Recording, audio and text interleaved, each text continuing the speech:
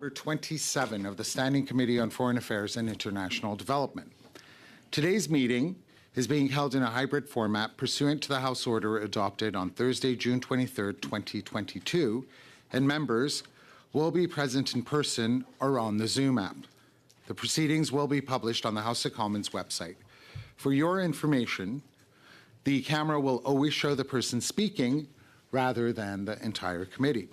As always, interpretation is available by clicking on the globe icon at the bottom of your screen. Moreover, when speaking, please speak slowly and clearly. When you're not speaking, your mic should be on mute. I'd like to take this opportunity to remind all participants that screenshots or taking photos of your screen is not permitted.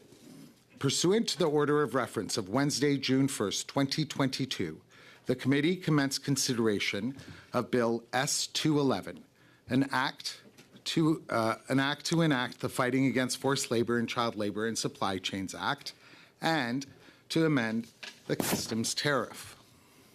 Concerning the drafting of amendments, I'd like to remind members to contact Alexandra Shura, the Legislative Counsel, as soon as possible, should there be any amendments to the draft. It is now my honor to welcome the sponsors of this bill. And the sponsors of this bill, as everyone is very well aware, consists of the Honourable John McKay, Member of Parliament from Scarborough-Guildwood, and the Honourable Julie Mayville-Deschênes. Senator, welcome to our committee. Now, you each have 5 minutes, and I'm not quite sure whether you'd both like to use it or not, but we will start with the Honourable Mr. McKay, and the floor is yours for 5 minutes. Thank you, Mr. Chair, and we'll try to be as even as possible between the upper house and the lower house for the splitting of time. Colleagues, the Senator and I are happy to be here in a position surrounded by members who, to a person, have dedicated themselves to the advancement and protection of humanity. I have no doubt that this committee, on both the advice of the Senate and a unanimous vote in the House, will see fit to move this bill forward to the Governor General. It's a pleasure to appear here with my friend and Senator Mayville-Deschênes, my co-worker, in shepherding this bill over the past 2 years through the Senate. During that time, we've had many consultations with stakeholders and have gotten the bill to this stage. I also want to thank the committee for its work in producing a report entitled A Call to Action, Ending the Use of All Forms of Child Labor in Supply Chains. Having been here for quite a number of years, as are others, it's gratifying for any one of us to see a committee report get dusted off and used and translated into legislation. As well, I want to take note that both the Liberal and Conservative parties made platform commitments to move forward with supply chain legislation. Frankly, colleagues, we have some catching up to do over other countries, moved ahead, and Senator Mayville-Deschênes will speak to their experiences. Trade agreements routinely include transparency provisions. The previous British High Commissioner and the current High Commissioner have both approached me about this bill and see it as a reciprocal obligation in the Canada-UK discussions on trade. In other words, colleagues, there's a lot of momentum, and you as a committee are poised to be in the penultimate point of completion. I propose to go through the bill shortly, but let me give you the justification for a bill such as this. The first is morality, and the second is economic.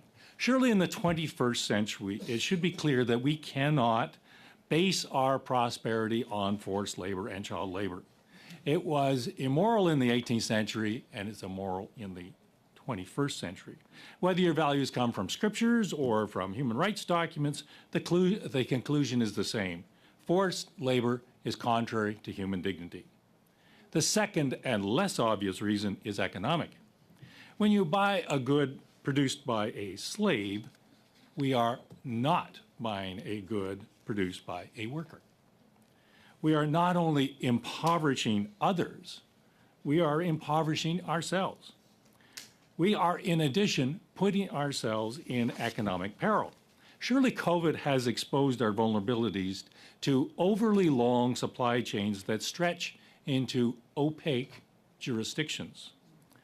Post-COVID, nearshoring, reshoring, friendshoring has been a way to reduce our trade vulnerabilities, and this bill meets and speaks to that initiative.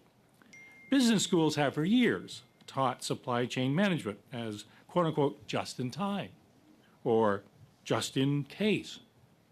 This bill proposes to modify supply chain management to become just a minute. Fundamentally, those that manage timelines and risks in supply chains will be first to ask, hold on for a second, wait a minute, who made this? My friend, Senator Mylvain-Duchesne, and I have been in this journey for a number of years now, but we've also been accompanied by one of my daughters, Rachel, whose job for the last year and a half has been to get her corporation ready for the implementation of this bill. And Rachel's obligations are not unique. I'm quite sure that there are dozens of other companies that are aware that this bill is close to receiving royal assent. The company she works for has approximately 4,000 suppliers who supply 80% of the corporation's goods. We've talked extensively about the challenges to a corporation even when the corporation is seeking to comply, and indeed it's eager to comply. Ironically, she has less concern with her American suppliers, primarily because of the Dodd-Frank legislation and robust American border initiatives. We have reciprocal obligations in CUSMA, in Canada-EU, and will shortly have in Canada-UK. All of our major trading partners have expectations that a bill like this will pass and pass quickly. The proposal is simple. You cannot buy another human being. You should not buy the product of another human being in chains. Society can only flourish in a state in which people can develop their talents and define themselves in freedom. This is the simple request of the bill, and it's all that we ask of you. But it's time for me to stop and pass to my friend, Senator Mylvain-Duchesne, who will outline the provisions of the bill, the improvements, and the status of international legislation. Thank you, Mr. Chair. Thank you, Mr. McKay. Senator, the floor is yours for 5 minutes. Merci. Thank you, Mr. Chair, for inviting me to testify. I'm pleased to be able to share with the committee the results of 2.5 years of work in the Senate on Bill S-211 and the lessons that we've learned. Like my colleague said, we have done a lot of consultations, whether it be doing in the business community, among human rights organizations, and other key players abroad. As you know, this bill has been introduced 3 times, which has allowed us to improve it significantly. First, the most important thing, the Canadian government, that means all of the departments and 100 federal institutions, will also be subject to the obligation to report. The Canadian government must have best practices. We saw it last year when the government signed a $220 million contract with a Malaysian company suspected of using forced labor to manufacture medical gloves. We also defined more clearly what constitutes child labor under the law. We did not want to target only the worst forms of child labor, but to bring the bill in line with the International Labor Organization's definition, which includes work that keeps children out of school. Reports on forced labor will have to be approved by the company's board of directors as financial reports. This change follows the contemporary trend of requiring the same level of rigor for corporate, financial, and non-financial disclosures. In addition, federally regulated companies will be required to report on their efforts to combat modern slavery in their annual reports. This is a first. We have also strengthened and harmonized the elements of the reports, including requiring that due diligence processes and remediation plans be included. As you know, Bill S-211 proposes a transparency approach like UK and Australian legislation. But S211 has more teeth because it imposes penalties going up to $250,000 if public reports contain false or misleading information. During the Senate consideration, some asked why we didn't go further to combat forced labor more aggressively. These stakeholders wanted legislation that requires companies to conduct due diligence on their operations and hold them accountable for any human rights violations in their supply chain. I personally have no objection in principle to this approach. Whether it is a transparency law or a due diligence law, the objectives are the same: to limit and, if possible, eradicate forced and child labor. The differences are more in the area of political pragmatism. In 2 years, I did not feel that there was sufficient consensus in the Senate and among stakeholders to pass a much tougher law in Canada. I therefore favored a staged approach, a legislative compromise that would finally allow us to move forward, given the inexcusable backlog that Canada has in the fight against modern slavery. S211 is an important first step, but no one believes that it alone will solve the problem of modern slavery, which is the product of a combination of causes, including poverty, inequality, and insecurity. It is true that countries like France and Germany have chosen a more punitive model of law, which provides recourse against companies that have not done their due diligence. However, it should be noted that in France, for example, only very large companies of over 5,000 employees are targeted by this law. This means that only 265 companies are subject to it. In comparison, Bill S211 would affect approximately 3,000 large companies and part of the 20,000 medium-sized companies in the country. In short, the choice is clear. We can be very severe and target only a very limited number of companies, or we can try to gradually change the mentalities of companies where the risks of forced labor in their supply chains are greater, that is, medium-sized companies. As with any complex situation, it is an imperfect choice, but one that allows us to start somewhere and to stop being silent accomplices to these iniquitous human rights violations. Children working in mines, fields, plantations instead of going to school, women and men who are enslaved to make our clothes, our machines, our cheap food. Members of Parliament, you can now make this bill even better. Considering the importance that Canada places on defending human rights in its speeches, it is time to act so that our laws can finally reflect our words. Thank you. Thank you very much, Senator. I will now open the floor to questions, and I see that Mr. Jennis is first. Mr. Jennis. Thank you, have Chair. 6 minutes. Thank you, Chair. Thank you to the witnesses for your testimony and also your work on this. Our Conservative Party was proud to support this bill and also to work with you, Mr. McKay, to expedite it through the House at second reading. And we look forward to the study on this and further refinement and seeing this important tool going forward. I want to start by asking a question about specifically forced labor involving Uyghurs. We have a presence on the Hill today from the National Council of Canadian Muslims, and many people here to advocate specifically on the issue of forced labor in support of this bill, but also other measures such as Bill S204. And I think the amendments in this bill are very important. But I believe that what we also need is to have either a complete prohibition or at least a reverse onus targeting specific regions where we know there's a very high level of forced labor. In the case of the Uyghur region, specifically coordinated by the state. Do you think it would be in the scope of this bill to add an amendment which would involve the prohibition of any imports from specific designated regions? Let me take a stab at that, and then we'll tag team on this.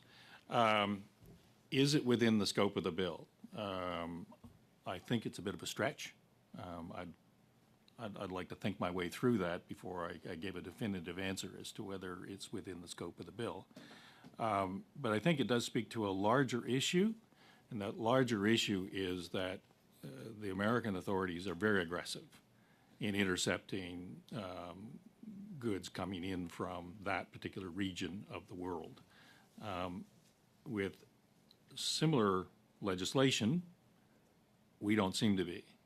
So I don't know whether we have a problem with legislation or whether we have a problem of enforcement.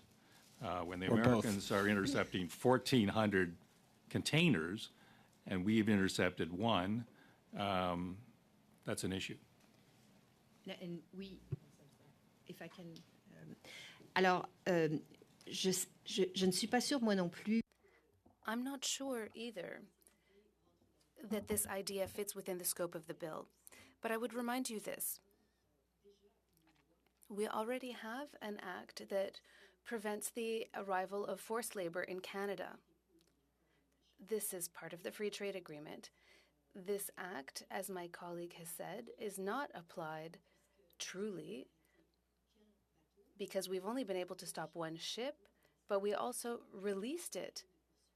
We did not find grounds to continue to pursue. In the House, you have the freedom of doing what you would like, but I would say that the motives behind this bill are to cover Canadian businesses, to make sure that Canadian businesses are doing everything that they can to eliminate forced labor from their supply chain. I think this is a legitimate objective. As you know, forced labor exists in China, yes. Yes, it affects the Uyghurs, but also it exists in many regions in the world. The situation in China is terrible, but not unique. And I agree. Obviously, that forced labor is a problem in many parts of the world. I think there are multiple different tools that we need. I think there are big problems with Canadian enforcement, but the U.S. also has a legislative tool, the Uyghur Forced Labor Prevention Act, that was passed with strong bipartisan support in the United States that we don't have here. In terms of the specific text of the bill, I've been hearing a lot of feedback, suggestions for amendments, and I'll just raise one area for amendment and seek your feedback on it. There seems to be some ambiguity in those who are reading the bill about what would qualify as an entity, in particular whether the financial thresholds are for Canadian assets or assets held globally. So does the company qualify under this bill or not based on what their Canadian assets are or based on what their global assets are? And then kind of a related question, for entities that don't qualify above the threshold, one proposal that I had heard is that the government could publish a list of problematic source companies, and that would allow small businesses who don't have the resources and aren't required to do the level of supply chain research that's envisioned in the bill to nonetheless do what they can by consulting that government public entities list. That seems like a good idea to me, and I wonder if you could comment on A, the threshold, and B, a possible amendment that would require the government to publish a list of known problematic sourcing companies that would allow all businesses to avoid them. I'll respond on the first part of the question, and Julie, if you'll respond to the second. I'm just looking at the definition of entity, and it says plays a business in Canada, does business in Canada, or has assets in Canada, and that based on its consolidated financial statements meets two out of the three criteria: 20 million in assets, 40 million in sales, or 250 employees. So if it's consolidated financial financial statements, I would interpret that to mean that a company that's doing less than $40 million in Canada has less than $20 million in assets, or has fewer than 250 employees, but in its consolidated financial statements, as it presents them to Canada for the purposes of taxation or whatever, that it would be caught up in that definition. Okay. Sur la question des listes. On the question of lists, I would tell you that yes, for small businesses, but in all of my conversations, larger and medium-sized businesses have been pleading for the government to help them to apply this bill by giving them tools. This was said very clearly in the Senate by the Chamber of Commerce of Canada. But I would say that the United States have quite the head start on us. They have published a list of places, of businesses, of products, whether it be tomatoes or cotton, that are likely to use forced labor. And these lists are updated. It's one thing to publish them, but they need to be updated. So we should do that too. Is this something that needs to be included in the bill or in regulation? Either way, it's clear that the government can't rely only on businesses to do this without any guidelines. Note, if the U.S. has put forward a list, we could probably makes it a lot easier for us to do our list based Mr. on Genis, I'm afraid you're well over 6 minutes. So we now go to Mr. Sarai. Thank you. Thank you, Chair. I want to thank my colleague, MP McKay, and also Senator Michel Deschamps on your long and relentless advocacy on this important work. We heard Minister O'Regan say in the House before the summer recess that the government would support this bill and would work with all parliamentarians on any amendments that would strengthen it, as well as bring forward further legislation, and that was good to hear. Forced labor is a complex issue that spans across many jurisdictions, borders, and supply chains. Mr. McKay, maybe can you elaborate this complexity as well as the work you've both done on this issue? You're right to point out the complexity, and sometimes the length of the supply chain is quite extensive. And it does go into, as I said earlier, opaque jurisdictions. So what will constitute that? And I suppose this is one of the reasons why I want to stay with these larger companies, because the smaller companies are just, I think, will be really challenged to trace their stuff. On the other hand, what the irony is that if the smaller company is selling a product to a larger company, the larger company, in trying to comply with this legislation, is going to ask the smaller company, have you done whatever, however the regs work out. And so there will be the ironic effect that if small companies selling to larger companies will be dragged into the legislation. That might militate against the complexity of the legislation, and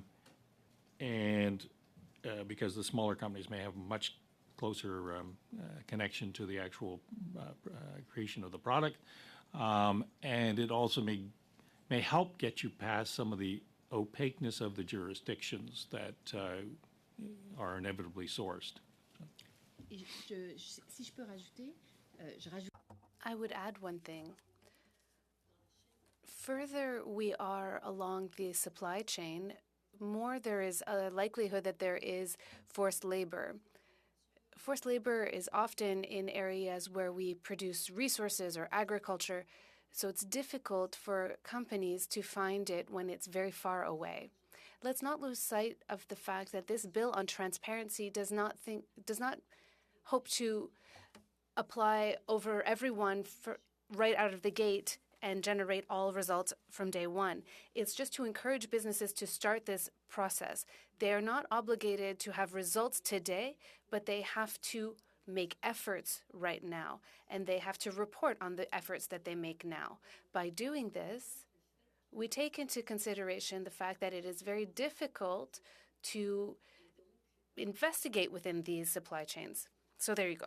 Is there a will, or is there a passage in this that will help work with whether it's our free trade partners like the United States, with the European Union, with CPTPP in Southeast Asia and others, in order to help facilitate that? Because obviously the supplier or importer here in Canada might not be able to check along, but if there's rules and regulations in the region of where the source is coming from, they can rely on that because they have better ways to assess those. So is there any collaboration with our European friends or Americans, or maybe in others like Southeast Asia, in order to implement it better? I would say that Canada is the hole in the building blocks here. That certainly Great Britain has had legislation like this for quite a number of years now. The Americans are quite aggressive. The Aussies have passed significant legislation that is helpful, and they will be helping us as opposed to us helping them. So I think, though, over time, particularly if this passes, and particularly if the enforcement issues at the borders start to ramp up, that we will catch up. But right now, as the senator has rightly said, we're the laggards. What I'm trying to see is that, so if a source company and their product is approved by Australia or the UK, is that something that a Canadian importer would be able to rely on to say that I've checked this source is relied upon by European Union has approved this source, or the United States has, or Australia has, and then you can use that same verification in order to import it here? Is that a possibility with this in collaboration with those? More than a possibility that there will be a lot of interchange and reliability. There are companies out there apparently right now who will give you, if you will, a risk assessment as to what is the risk of slavery in that particular supply chain, and so I think it's going to happen. Chair, by time. Over. Okay, thank you. Thank you, Mr. Sarai. We now go to Mr. Bergeron. Merci, Monsieur. Thank you, Mr. Chair. I would like to thank my colleagues, Mr. McKay and Ms. Miville-Deschênes, for their work. I think the time had come for us to finally legislate on this matter.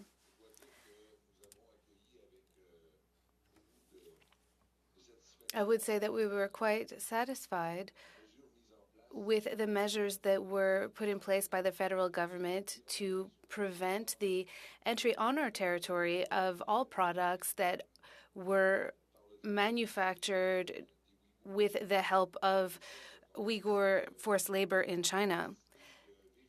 Our ability to verify was still very limited, and we have to hope that with this bill and eventually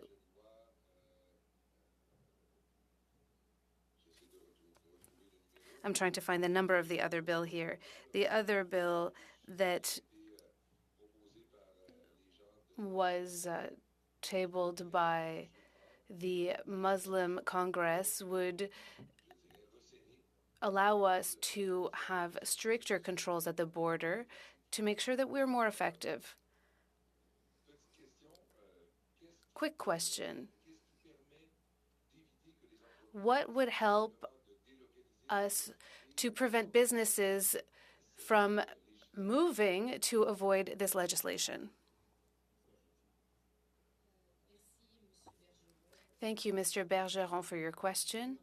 Nothing prevents companies from moving house, but right now there is a movement in many countries to legislate in order to prevent forced labor and child labor from entering the supply chain.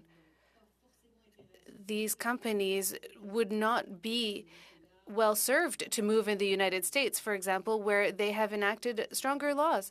And this is a global trend.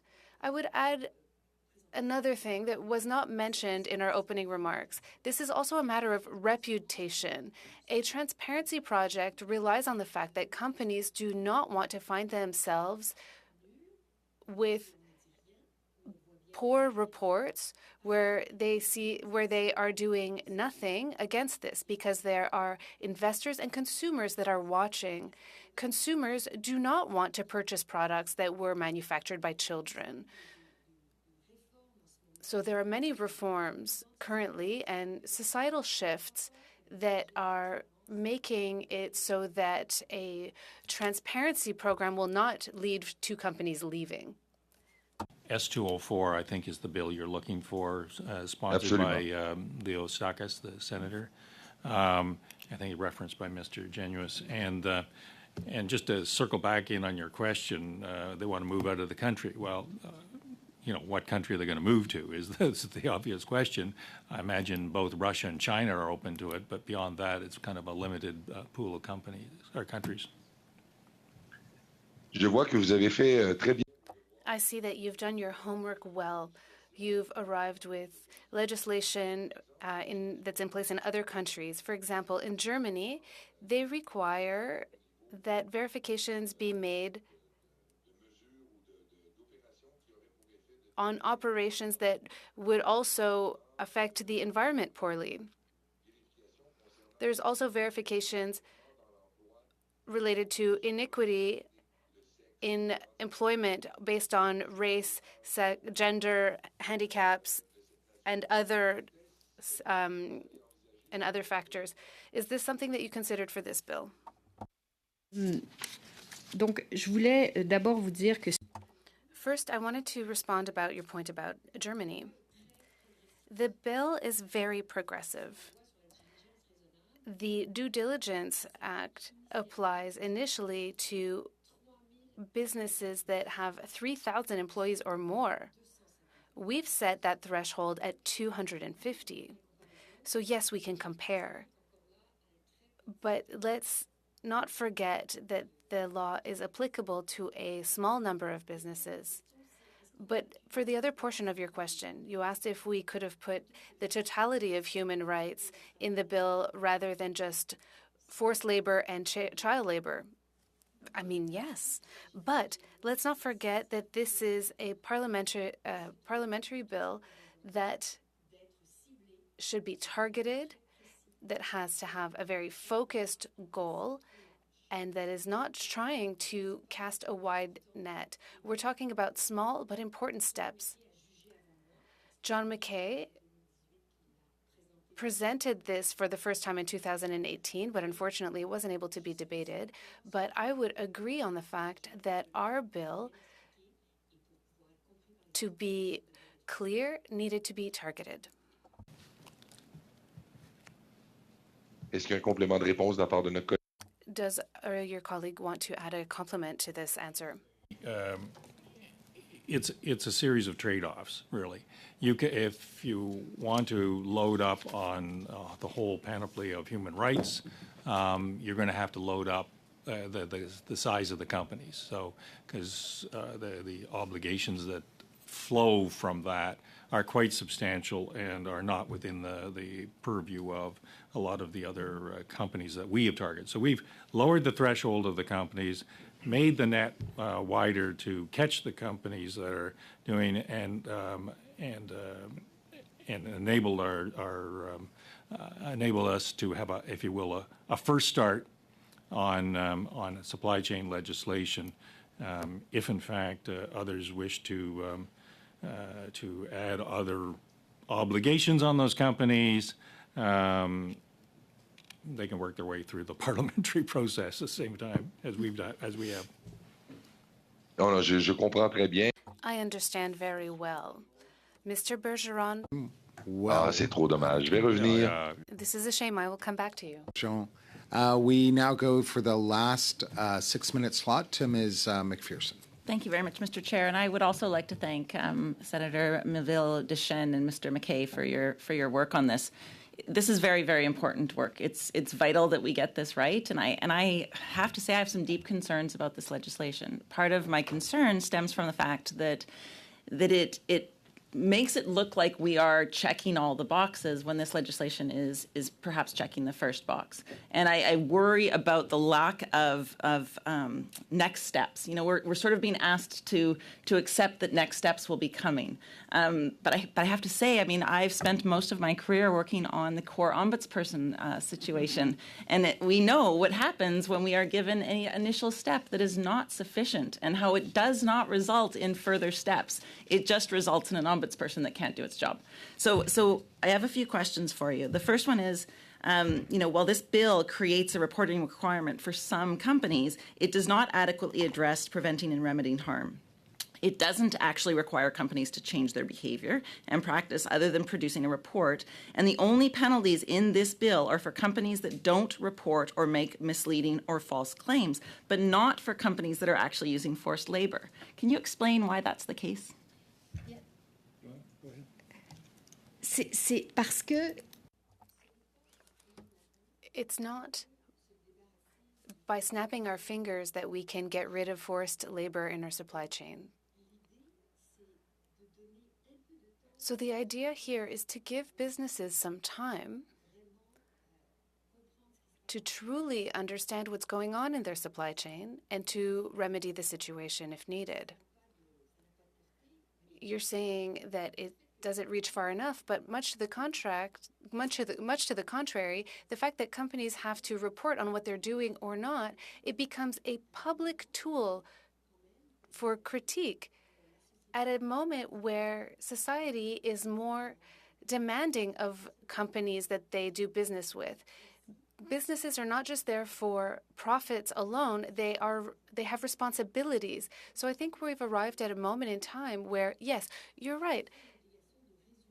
There's no obligation to generate results just yet, but we are asking them to do some work. And because the reports will be published, they can be compared. This is what is happening in England and in Australia. And I would say that that's not nothing. And having a penalty is not nothing. If this bill passes, there's 7 obligations to a company that don't exist right now. So they have to report on the structure and activities in their supply chain. They have to report on their policies and due diligence processes. They have to talk about report on what risk there is of forced labor in their supply chain. They have to talk about measures taken to remediate. They have to. Interrupt you just because Yeah. I'm going to run out of time. Sorry to be rude, but I do have more questions for you. I've never had that happen before. So I understand what you're saying, that we have to take this slowly for companies' sake, but you've also said that we are well behind what other countries are doing. So we're saying both that we need to go slower and that we also are well behind. So that's really not the ticket to getting us to catch up. The other thing I would also just want to point out too is that if we are looking at, as Mr. Bergeron has brought forward, where will companies go to hide if they don't want to act responsibly? Is Canada not becoming one of those countries where they can go to hide if they don't want to act responsibly? No, not after but my you pass question this. for you, Mr. McKay, if I could, is what have you heard from the government on possible amendments? What so far? What are they open to amendment, or what amendments will they be bringing forward to this bill? We've had discussions, although I haven't seen anything in paper. So I don't know. I can't give you a straight answer on that So question. you haven't heard whether or not they will be amending, or any details on that? The minister has said directly to me, well, he said it on the public record as well, that they're very supportive of the bill, want to improve it. I don't know what improving means, and I've asked for the amendments. Thus far, they've not been forthcoming. So. Yeah, so which of course is a bit of a problem for parliamentarians because, as you can imagine, those that are not part of your government are suspect of things like it's Shocking. coming. Oh, I'm shocked. I know, I imagine. Yeah. My last question for you, if I have time, is, I've put forward a bill, it's C-263, it's on the core ombudsperson. There is some things that we put in that bill that would make that position more robust. Would you be open to some of the amendments for this bill coming from 263? Have you read it? I guess that's a key question. I'm hard pressed to respond to that. You and I are fellow travelers on this particular issue of the ombudsperson. I do take slight issue with the characterization of ineffective. I think she's doing a pretty fair job. Well, she hasn't found. It's been a very expensive, very few findings. And the other thing fault. was that if this bill does pass, I think we leap ahead of Australia. Yes. I think we leap ahead of UK. I'm not sure that we'll ever leap ahead of the Americans.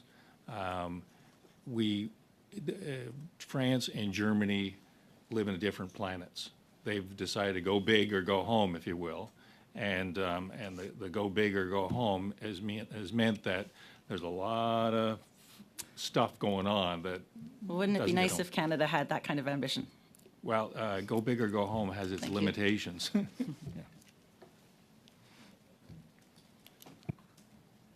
Very much, Ms. McPherson. Now it appears that we will only have a second round, and the second round will consist of 5-minute slots, and the first slot goes to Mr. Chong. Thank you, Mr. Chair. I support this bill that you have introduced in the Senate and the House. But my comment today, and I'd like your comment on my comment, is that we can pass all the laws we want, and the government can publish all the regulations it wants, but if there's no enforcement of these laws and regulations, then they're nothing more than ink on paper. As you know, Canada signed the Canada-US-Mexico agreement several years ago, and Article 23.6 of that agreement requires Canada to ban imports produced with forced or slave labor. And I just want to quote what that agreement says. Quote, accordingly, each party shall prohibit the importation of goods into its territory from other sources produced in whole or in part by forced or compulsory labor, including forced or compulsory child labor, end quote.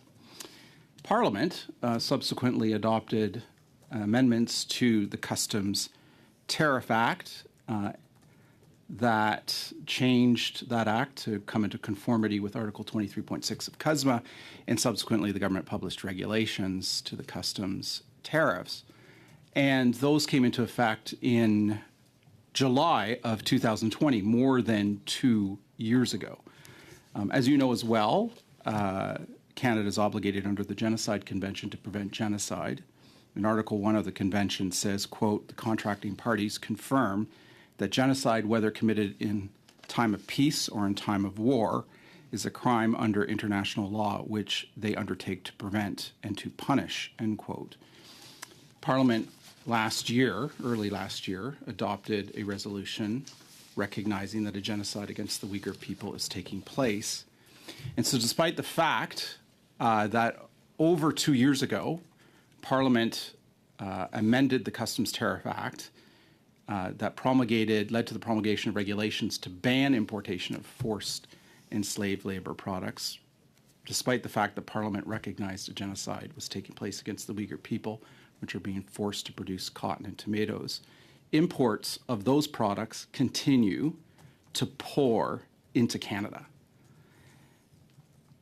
CBSA last year, as you know, blocked only one shipment, as you've also are aware, temporarily, out of the hundreds of millions, billions of dollars of products that are pouring into this country that I have no doubt are being produced using slave or forced labor. In fact, south of the border, the Americans, as you pointed out in your testimony, have interdicted 1,400 container shipments of goods that were produced using forced or slave labor.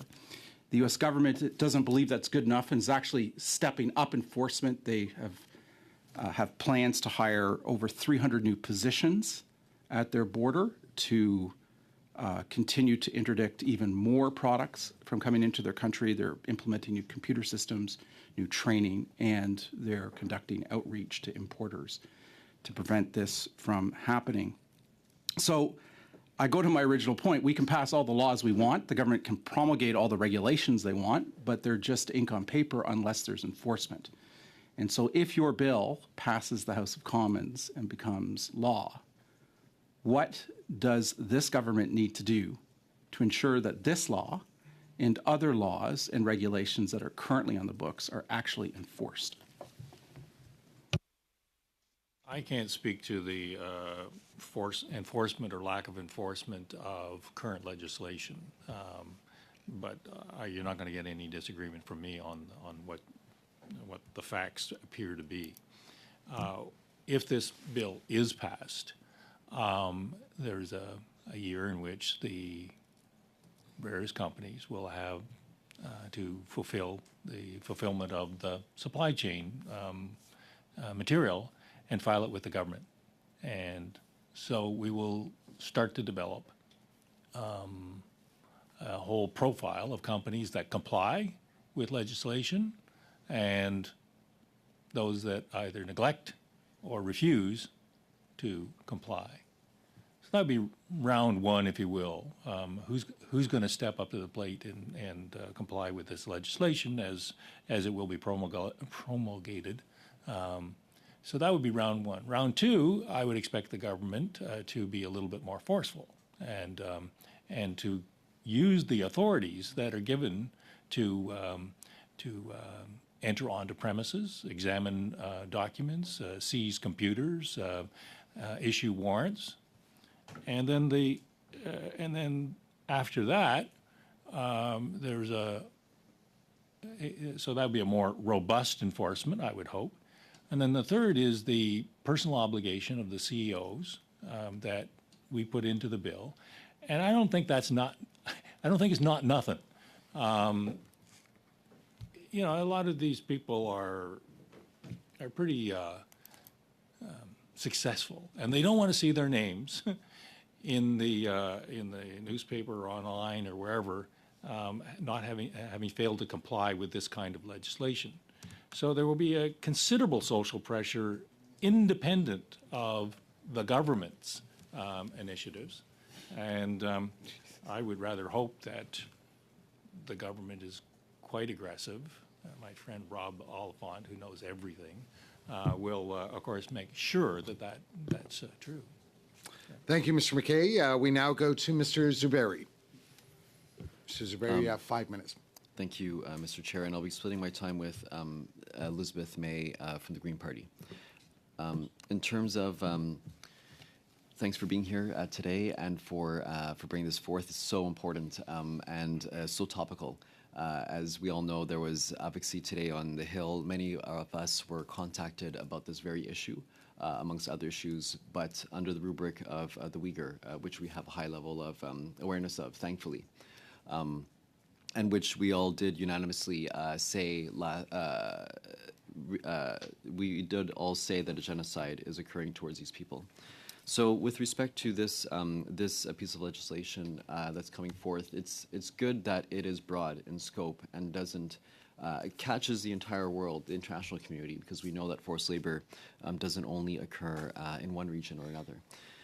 With respect to reporting, I just would like to inquire, how can you speak about how the reporting mechanism, we can trust the reporting that's being done? Is there verification that's built into this?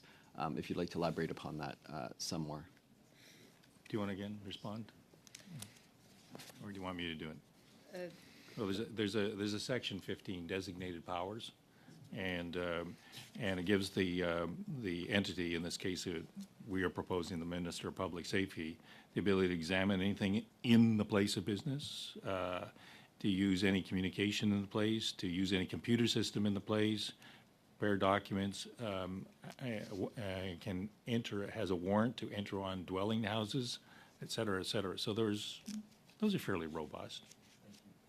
Thanks. And can you also speak about like America? You said America is well ahead of the curve, and that's a model for us to strive towards.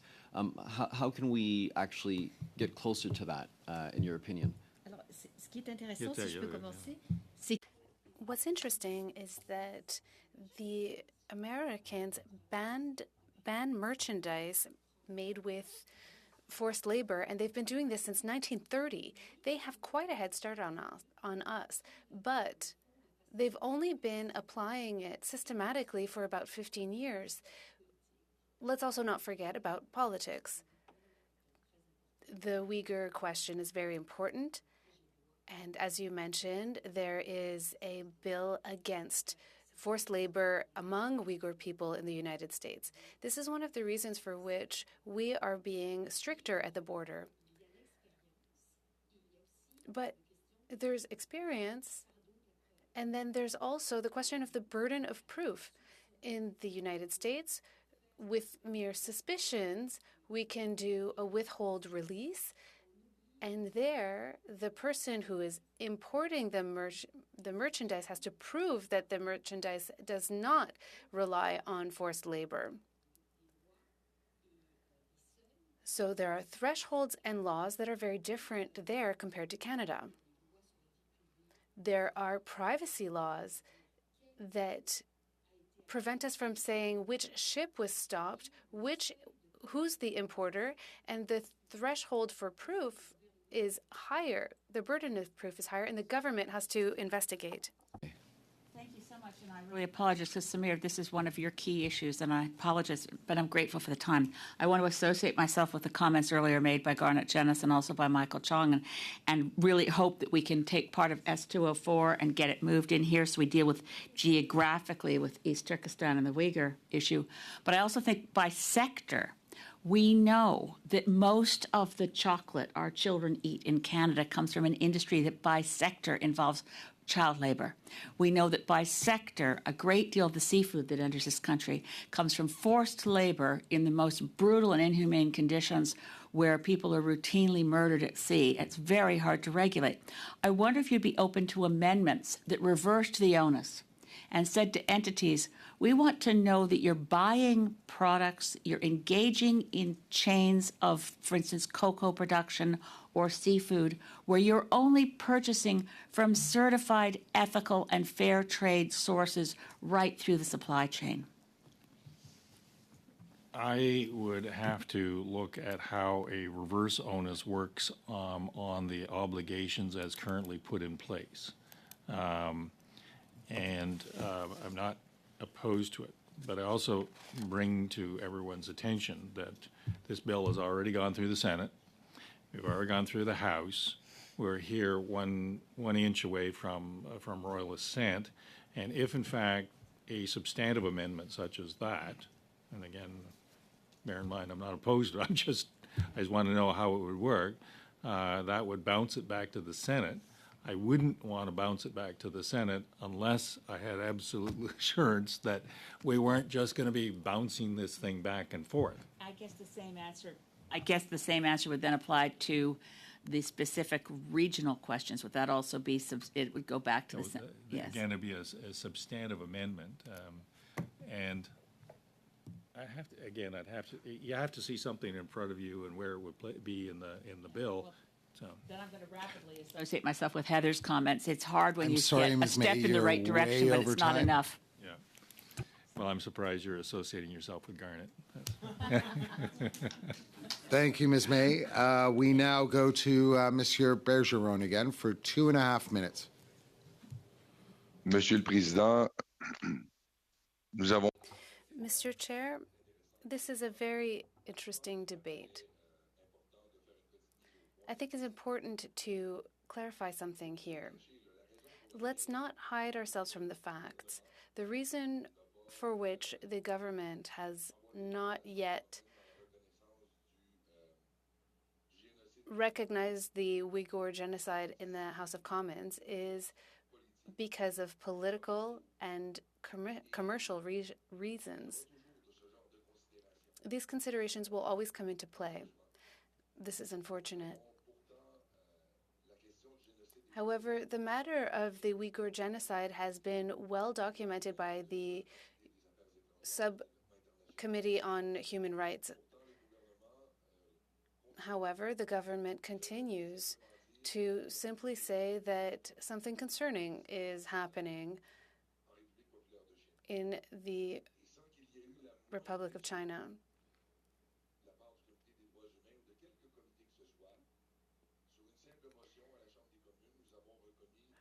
Based on a simple motion in the House of Commons, we recognize the Tamil genocide, and everyone has rallied behind it. Were there fewer political considerations or trade considerations there? I'll let you think about that, Mr. Chair. But I think it's important to say here that we have to start somewhere. I think it's better to have one bill that is imperfect, incomplete, than no bill at all. I share Mr. McKay's concerns when we try to make this bill the perfect bill that meets everyone's concerns and expectations, that will cover every angle. But the concern here is that the bill wouldn't be adopted then. So I ascribe to the presentation that was made by the sponsors of this bill. We have to make the first steps. These first steps will allow us to travel further eventually, but we definitely have to start somewhere. So if there's an appetite around the table and by the sponsors for amendments, let's make sure that these amendments will not prevent the adoption of this bill. Mr. Chair, how much time do I have left? 2.5 minutes. That's a shame. But I think it was important to make that statement. Thank you, Mr. Chair. Thank you. Thank you, Mr. Bergeron. We now go back to Ms. McPherson. Thank you, Mr. For Chair. 2.5 minutes. Thank you. Well, and I guess just to follow up on my colleague Mr. Bergeron's comments just there is that yes, of course, it's important to take a first step. It's just that historically, this government is not very good at taking a second step. So I, for one, don't have a ton of faith of that second step coming. But I do have a question for the senator, if I could. Could you talk a little bit about what you heard during the Senate committee hearings? What were the potential weaknesses that were identified there? Were there efforts made to fix the bill at the Senate level? The other place? Am I allowed to say Senate here? Oui, donc... Yes. There was much support, but I will say this. We could see how much polarization there was.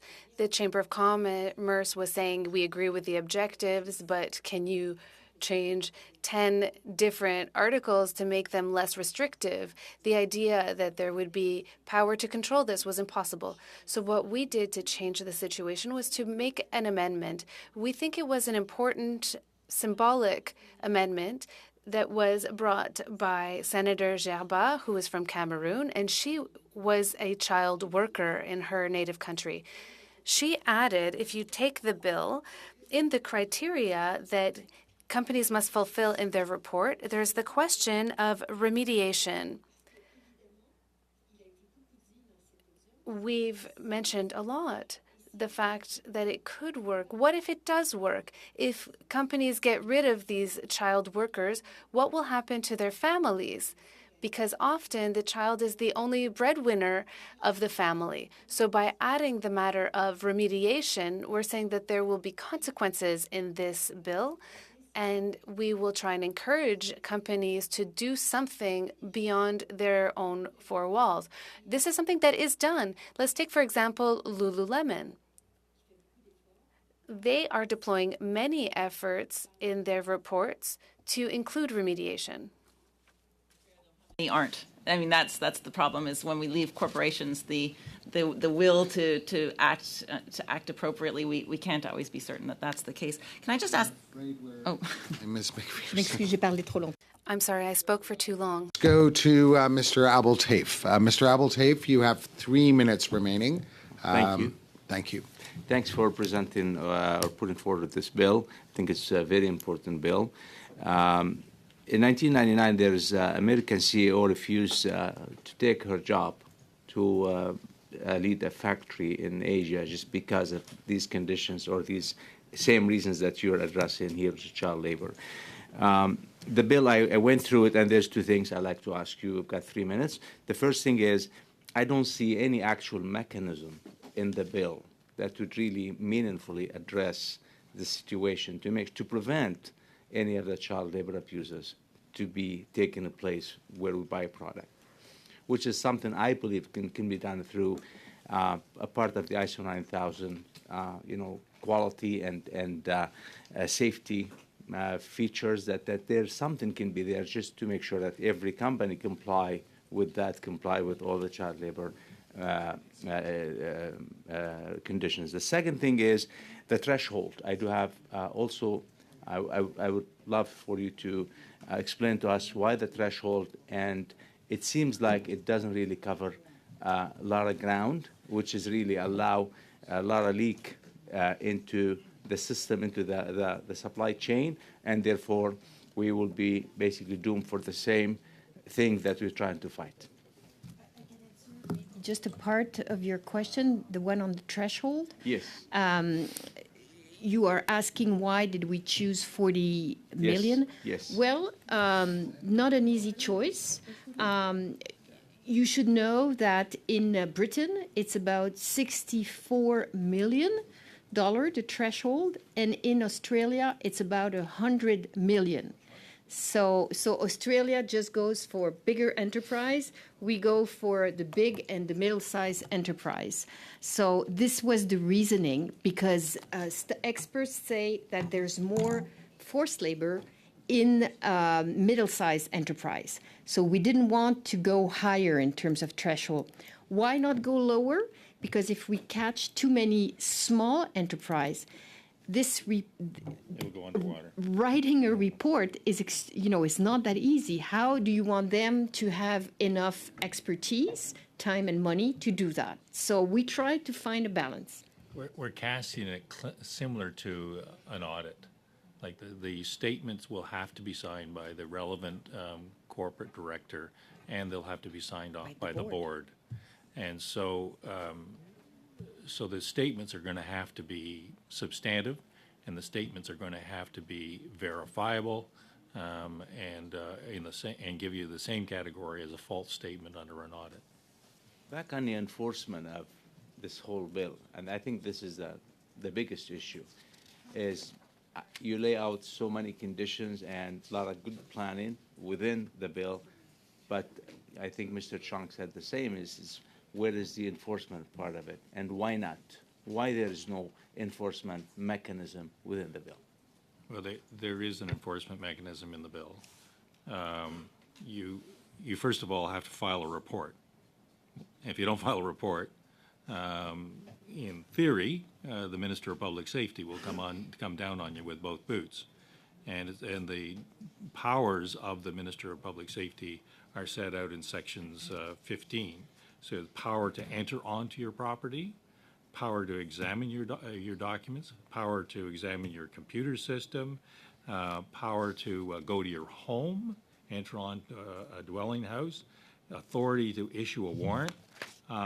So it's and ultimately a fine of $250,000. Now, others have said, oh, $250,000, that's hardly anything at all. It's a rounding error.